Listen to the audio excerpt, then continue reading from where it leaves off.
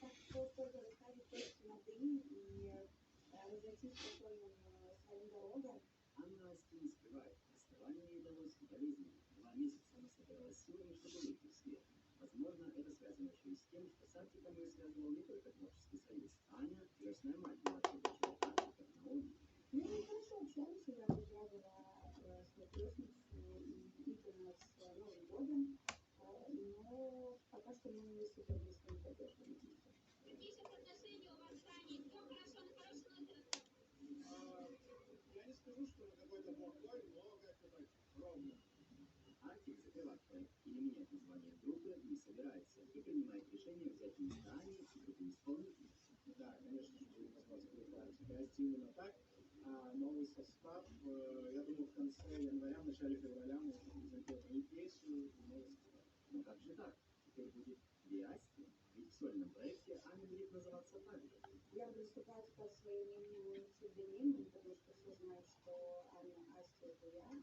У имени Асти есть лицо, как будет там, если честно, пока не знаю, но я думаю, что мы не будем ничего придумывать.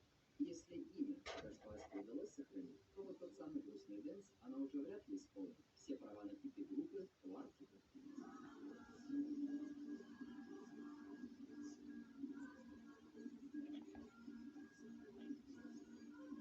У меня нет права на эти песни. Но это было не моим решением, поэтому это не способ, но я никогда не вдавалась в такие препятствия, поэтому я это не остановила, я не расстроилась. Ну как, ну, Возможно, именно поэтому Асти сейчас усиленно работает над новыми проектами и даже подумывает о новом сольном альбоме. я планирую, конечно же, любой артист планирует выпустить альбом, несомненно. Но пока что необходимо подождать хотя бы первый сингл, который выйдет уже вот накануне 14 января, и после него мы будем уже думать дальше. Но я в течение года обещаю отправить еще не одну песню. Что ж, ждем ответочку в виде новой солистки от Артика и новых бенгеров от Асти. А смогут ли ребята по отдельности все так же залетать на первой строчке чартов и собирать полные залы, покажет время. Антон Горшинов, Иван Брус, про новости.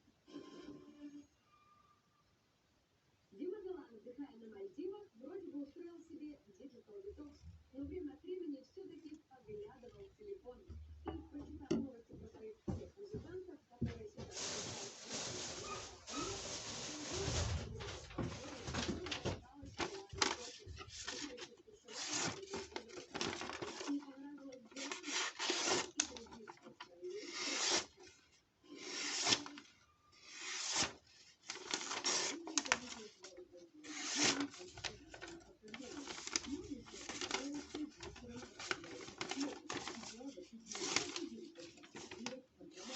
Ничего необычного, абсолютно не просто.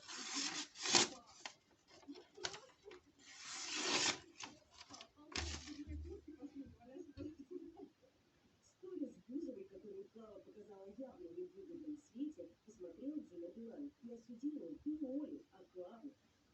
Показал сначала кроссовки и не степки. Куртка, сказала, не пары, куртки. Не стыдно. Я понимаю, что это, да, конечно, шары. Им подходили лет 12, наверное, правильно. Оля, которая тебе помогла, не стыдно. То есть нет, стыдно за тебя, Клава. Реально стыдно. Я думаю, что ты крутая девчонка, такая мелочная. Между тем, Клава, похоже, останавливаться не собирается. Да и зачем, когда охваты настроятся, количество лайков растут? Тем более всегда можно оправдаться, мол,